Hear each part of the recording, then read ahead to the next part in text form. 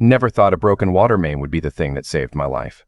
I work as a structural engineer for a commercial construction firm based in Columbus, Ohio. Twice a year, my company sends a small team to inspect ongoing projects in other states, site visits that usually run Monday through Friday, sometimes bleeding into the weekend depending on how far behind the contractors are. I'd been on the road for one of those trips, out in Phoenix, Arizona, working a 5-day inspection on a hospital expansion that had hit several compliance issues.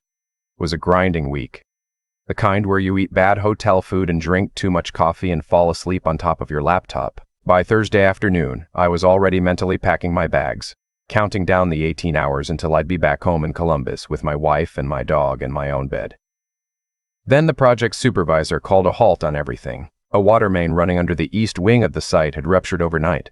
The whole inspection had to be postponed while the utility company assessed the damage. My supervisor, a practical man named Ron who never wasted anyone's time or money, told the team to head to the airport and get on the first available flights home. We'd rescheduled a Phoenix visit in 3 weeks. Nobody argued. I was at the terminal by noon and on a plane by 2 in the afternoon, which put me landing back in Columbus around 8:30 that evening, a full day and a half ahead of schedule. I texted my wife from the airport, no answer. I called and it went to voicemail. I figured she was out with her friends or maybe watching something loud on TV with her headphones in, which she sometimes did on weekday nights when she had a glass of wine and didn't want to be bothered. I didn't think much of it. I grabbed my bag from the carousel, found my car in long-term parking, and drove home. My wife and I had been married for 11 years. Her name is Diane. We met in our late 20s at a 4th of July party thrown by mutual friends, and from the very beginning she had this quality I couldn't quite name. A kind of stillness in the middle of noise, a way of being present that made everything around her feel slower and more deliberate. I fell in love with her fast, and I never fell out. We didn't have kids by choice, which gave us a life that some people envied, the vacations, the nice dinners, the flexibility. I was 44 when all this happened. I thought I knew exactly who I was married to. When I pulled onto our street, I noticed a car parked in front of the house that I didn't recognize. A dark green SUV with out-of-state plates. Florida, I noticed when I walked past. I stopped on the sidewalk and looked at it for a moment. I told myself it was nothing. Diane had friends. Diane had a life when I was out of town. I picked up my bag and walked to the front door. The lights were on in the living room. I could hear music playing. Something low and ambient, the kind of thing Diane put on when she was trying to set a mood. I unlocked the door and stepped inside. My best friend Marcus was sitting on my couch. Marcus Webb and I had been close since college. We pledged the same fraternity, stood in each other's weddings, called each other when things went wrong. He was the kind of friend you don't make after 30. The kind who already knows everything about you and sticks around anyway. He lived in Tampa now, which explained the Florida plates, but he drove up to Columbus 2 or 3 times a year, and I thought for a brief, genuinely innocent moment that this was just a surprise visit, that he and Diane had cooked something up to welcome me home early. Then I saw how they were sitting. He was at one end of the couch, and she was at the other, but there was something in the way they pulled apart when I walked in. A micro-adjustment, a flinch, the kind of movement that only happens when people have been closer than they're about to pretend. Diane's hair was slightly undone. Marcus had his shoes off. I stood in my own doorway and felt the floor tilt under me. Diane stood up first and said my name like it was a question. I asked what was going on. She said I wasn't supposed to be home until Saturday. I told her about the water main. Marcus stood up and started to say something, and I don't know what he was planning to say because I cut him off and told him to get out of my house. He looked at Diane. She looked at the floor. He picked up his shoes and his keys and he walked past me without making eye contact, and I heard the door close behind him. Diane and I stood in our living room for a long moment without speaking. I asked her to tell me the truth. She started crying. She said it wasn't what it looked like. I asked her what it looked like to her because from where I was standing it looked like exactly what it was. She said Marcus had told her something that had been eating her alive for months. Something about me. That I had been having an affair with a woman I worked with, a project manager named Karen who had transferred to our Denver office the previous year. Diane said Marcus had shown her text messages.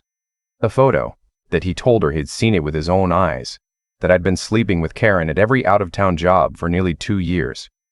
I felt something cold move through me, because I had never done any of that. I told Diane that. I told her I had never cheated on her, not once, not even close. She said she had seen the evidence herself, that Marcus had screenshots, that the photo was unmistakably me. I told her that Marcus had lied to her, that he had fabricated whatever she'd seen, and I asked her why she hadn't come to me the moment he showed her any of it instead of letting it fester long enough to end up like this. She didn't have a good answer to that question. I slept in the guest room that night. I barely slept at all. In the morning, I called my office and told them I was taking a personal day. Then I sat down at the kitchen table and tried to think clearly, which was difficult because every time I thought about Marcus, my vision went slightly sideways. Marcus, who had been my friend since I was 20 years old. Marcus, who had given a toast at my wedding and cried during it. Marcus, who had apparently spent an unknown number of months carefully dismantling my marriage while driving up from Tampa and sitting on my couch with his shoes off. I needed to understand why before I decided what to do. It took me 3 days to piece it together, and when I finally understood, it was almost elegant in its pettiness. 6 years earlier, Marcus had come to me for a business loan. He wanted to open a second location of his gym in Tampa and needed a cosigner on a $40,000 note because his credit was damaged from a previous venture. I had declined, not because I didn't have the money, but because I'd seen the books on his first gym and I knew he was overextended. I told him as much and he was angry about it for a while, but eventually he seemed to let it go. We stayed close. I thought we'd move past it. Apparently, Marcus had never moved past it at all. He'd just gotten better at hiding it. I found out later, through a sequence of events I'll explain in a moment, that Marcus had been planning something for over a year. He had taken a real photograph of me from a company event in Denver that he had no business having access to, and he'd had someone alter it in a way that suggested intimacy with a woman who wasn't Diane. The text messages he'd shown her were fabricated entirely. He had a friend with some technical skill do the work, and he presented it to my wife over a long lunch while I was out of the country on a side visit, telling her he'd agonized over whether to say anything, playing the role of the loyal friend who finally couldn't stay silent. My wife had believed him? That part hurt in a different way than the betrayal itself. Not because I blamed her entirely. Marcus was credible. He was trusted. The evidence he'd shown her was apparently convincing, but she had never asked me. She had swallowed the entire thing and let it curdle inside her for 4 months before I walked through my own front door and caught the results. On the morning of the 4th day, I made a decision. I was not going to confront Marcus directly. I was not going to call him and threaten him or show up in Tampa with my fists clenched. That would give him exactly what he wanted. A reaction, a scene, something he could use to paint me as unstable. Instead, I was going to be methodical. I was going to be patient, and I was going to make absolutely certain that when this was over, Marcus Webb had nothing left to stand on. The first thing I did was hire a private investigator. His name was Frank Geary, a former police detective who worked out of a small office on the east side of Columbus. I laid out everything I knew. The fabricated evidence, the manufactured affair story, the 11-year friendship that had apparently been nursing a grudge since a business loan I declined in 2018. Frank listened without interrupting. When I finished, he told me it would take 2 to 3 weeks and quoted me a flat fee. I paid it in cash. While Frank worked, I did my own research. I located the original photograph that Marcus had used as the basis for the fabricated image. It was from a company anniversary dinner in Denver, posted publicly on our firm's LinkedIn page. I tracked down the project manager Karen through the Denver office and explained the situation with as much professionalism as I could manage. She was understandably disturbed and agreed immediately to provide a written statement confirming she had no personal relationship with me outside of work. I also pulled my own phone records and credit card statements from the previous 2 years, documenting every trip, every hotel, every meal, a clean and verifiable paper trail showing exactly where I had been and what I had spent money on. Frank came back to me in just under 3 weeks with more than I had asked for. The fabricated images had been created by a man named Derek Holloway, who ran a small digital media business in Tampa that specialized, officially, in real estate photography and corporate headshots. Unofficially, according to Frank's sources, Derek did other kinds of work. The kind where he took existing photographs and made them say things that hadn't happened. He had done it before. Frank had found 2 prior incidents, neither of which had been prosecuted, where Derek had created fabricated evidence used in divorce and custody proceedings. Marcus had paid him $4,000 via a series of Venmo transactions spread across 3 months to make the transaction look organic. That wasn't all. Frank had done a standard background sweep on Marcus as part of the process, pulling financial records, business filings, a few other threads. What he found in the margins was something I hadn't anticipated. Marcus's gym business, both locations now, had been under investigation by the Florida Department of Revenue for the past 8 months. He had been systematically underreporting cash income and had a potential tax fraud exposure somewhere in the range of $200,000. It hadn't gone criminal yet, but it was close. More relevantly, Marcus had a silent business partner, a man who had put money into the gym 3 years ago, and whom Marcus had been quietly paying out in cash, off the books, in a way that suggested the partner's original investment may have come from sources that didn't want documentation. Frank said, "I don't know if any of this connects to what he did to your marriage, but you asked me to find out who you were dealing with." I understood exactly what he was telling me. I spent one weekend putting everything together. Frank's report, Karen's statement, the phone records, the LinkedIn photo, the Venmo trail between Marcus and Derek. I made 4 complete copies of the packet and put them in a safe in my home office. Then I called an attorney. Her name was Patricia Holbrook, and she ran a civil litigation firm downtown that had a particular reputation in cases involving defamation and fraud. I laid the full situation on her desk, and she read through everything carefully, asking questions at regular intervals, making notes. When she was done, she told me I had a strong claim for defamation and intentional interference with the marital relationship, both against Marcus and potentially against Derek. She said the fabricated image likely crossed into criminal territory, specifically identity fraud and possibly harassment statutes. She recommended we loop in the Columbus Police Department's fraud unit before filing civil. I told her to do exactly that. The police were interested. This is the part that Marcus had not factored in when he built his little scheme. He had done it across state lines, using digital fabrication tools, to deliberately damage a marriage and, as investigators would later determine, with some expectation that the resulting divorce would leave me financially destabilized and possibly professionally compromised. That elevated the federal exposure considerably. The FBI's Digital Crimes Unit was referred the case 2 weeks after Patricia first contacted the CPD. Marcus had no idea any of this was coming. He found out the morning 2 federal agents knocked on the door of his Tampa gym. I wasn't there for that part, but I heard about it later in enough detail to get a clear picture. Marcus apparently tried to play it calm at first, told the agents he didn't know what they were talking about, asked if he needed a lawyer. One of the agents told him that he probably did, and that while he was thinking about it, they had a warrant to seize the business computers and his personal phone. The Venmo records linking him to Derek Holloway were already in their possession. Derek, for his part, had cooperated within 48 hours of being contacted. He gave a full statement identifying Marcus as the client and describing exactly what he'd been hired to create and why. The Florida Department of Revenue investigation, which had been quietly sitting in a pending file for 8 months, suddenly moved to the front of the queue. Marcus was arrested 11 weeks after my plane landed early in Columbus. He was charged federally with wire fraud, identity theft, and interstate harassment. The tax fraud charges came separately from the state of Florida. His gym went into receivership within 60 days when his investors pulled out. Derek Holloway was charged with fraud and identity theft as well. He accepted a plea deal. I let Patricia handle all of it. I did not call Marcus. I did not email him. I did not respond to the 3 voicemails he left me in the weeks between the agents visiting his gym and his actual arrest. Voicemails in which he cycled through denial, partial admission, justification, and finally something that might have been a plea for me to intervene. I deleted every one of them without replying. As for Diane, that was more complicated. She had come to me the week after I moved into the guest room and asked if we could talk. I told her I wasn't ready. She asked again 2 days later and I gave her the same answer. On the 3rd week, she left a note on the kitchen counter that said she was staying at her sister's house in Dayton if I needed to reach her, and that she was sorry and that she would wait as long as I needed. I put the note in a drawer and sat with it for a while. I want to be honest about what the weeks felt like inside that house alone. It wasn't clean anger, the way it sometimes is in the first few days of something like this.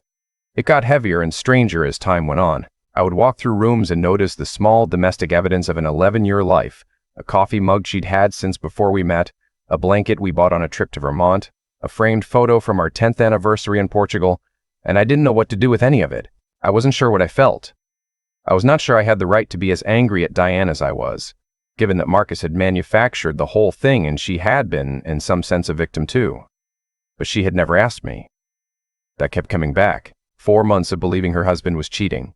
4 months of it eating at her from the inside, and at no point had she looked at me across the dinner table and said, "Marcus told me something. I need to ask you about it directly." She had carried it alone and let it fester, and on a Thursday night while I was sweating in Phoenix, she had let it tip over into something I could never fully take back. I asked Patricia whether Diane bore any legal exposure from her conduct that night. Patricia said there wasn't much there from a civil standpoint, given that Diane had been acting on what she genuinely believed to be true, even if her judgment in not verifying it was poor. That wasn't the answer I was asking for exactly, but it told me where the lines were. I contacted Diane through Patricia's office. I asked her to sign a formal statement describing what Marcus had told her, what he had shown her, and when each of these conversations had taken place. Diane provided everything.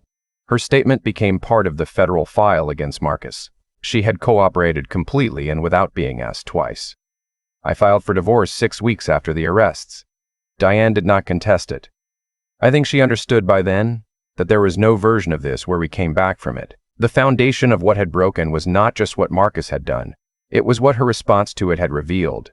She had spent 4 months choosing her own hurt over the conversation she owed me, and the weight of that, layered on top of everything else, was more than 11 years could carry. She moved to Dayton to be closer to her sister. I kept the house. The settlement was equitable and handled without attorneys fighting in depositions, which was the only mercy in the whole thing. Marcus's federal trial lasted 4 days. He was convicted on all counts. The wire fraud alone carried a potential sentence of 20 years under federal guidelines, though his actual exposure was somewhat lower given his lack of prior record and the terms of the prosecution. He was sentenced to 6 years in federal prison, with the Florida tax fraud charges running concurrent. His attorney appealed, citing prosecutorial issues with the digital evidence chain, but the appeal was denied 8 months later. Derek Holloway received 2 years probation and a fine under his plea agreement, with a permanent record that effectively ended his digital services business. The civil suit against Marcus for defamation and tortious interference settled before trial. I won't disclose the specific figure, but it was meaningful, and it came from the last of Marcus's liquid assets before the tax judgment attached the rest. About 3 months after the divorce was finalized, I ran into an old colleague at a work function downtown. A woman named Sandra who had left our firm 2 years earlier to start her own practice as an independent structural consultant. We had always gotten along well professionally. She asked how I was doing, in the specific tone that meant she'd heard something without knowing the full story. And I told her I had been better and I had been worse, and that I was somewhere in the middle right now, which was the most honest thing I knew how to say. She laughed at that, which surprised me, and she said, "That's the most honest thing anyone has said to me at one of these things in years." We got coffee a week later, then dinner. She was straightforward in a way that I realized I had been hungry for without knowing it. No theatrics, no games, no version of a conversation that was secretly a different conversation underneath. She said what she meant, and she meant what she said. And being around her felt like standing in a room that had good air in it. I'm not going to pretend the story ends with everything neatly resolved, because life doesn't work that way. The divorce left marks. The thing with Marcus left a different kind of mark. The particular damage of having a friendship turned inside out and finding nothing good in the lining. There are mornings when I sit with my coffee and think about all the years I spent trusting someone who had apparently been running a quiet, private account of grievances the whole time, and the math of it still doesn't add up to anything I fully understand. But here's what I know. I know that I did not let anger make my decisions for me.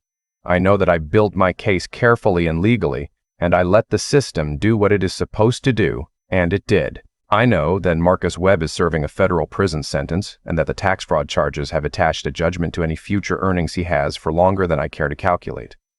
I know that Derek Holloway will never work in digital media again, and I know that about 6 months after the coffee with Sandra turned into something more. I was standing in her kitchen on a Saturday morning while she made eggs and argued with me about the correct way to fold an omelet, and I thought, this is what the other side of it feels like.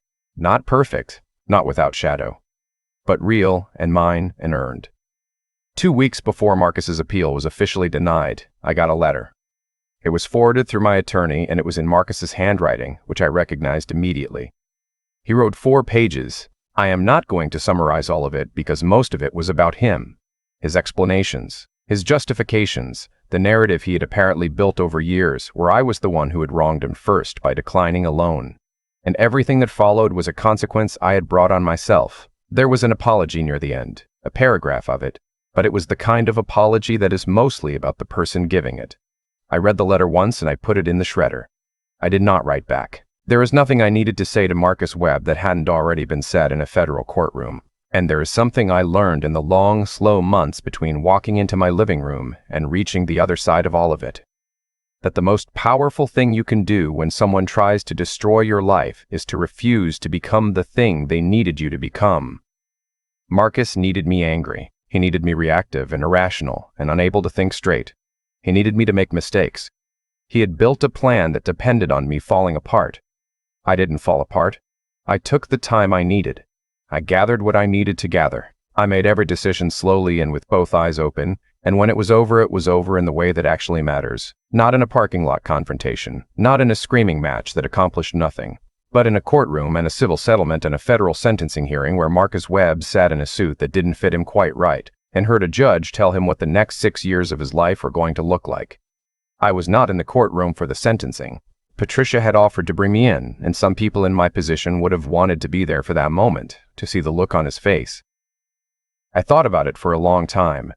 In the end, I decided I didn't need it. I had already moved forward by then, further than I expected, and I didn't want to spend whatever symbolic power that moment might have had on watching a man I used to love like a brother sit in a defendant's chair. I found out the verdict from Patricia's office later that afternoon. She called me while I was at a project site walking a concrete pour in Westerville. I took the call standing on the edge of the site with my hard hat under my arm and the sound of the pour crew working behind me. 6 years, she said. All counts. I said thank you. I hung up. I stood there for a minute with the autumn light coming sideways across the site, and I felt something unclench in my chest that had been tight for so long I'd almost forgotten it was there. Then I put my hard hat back on and went back to work.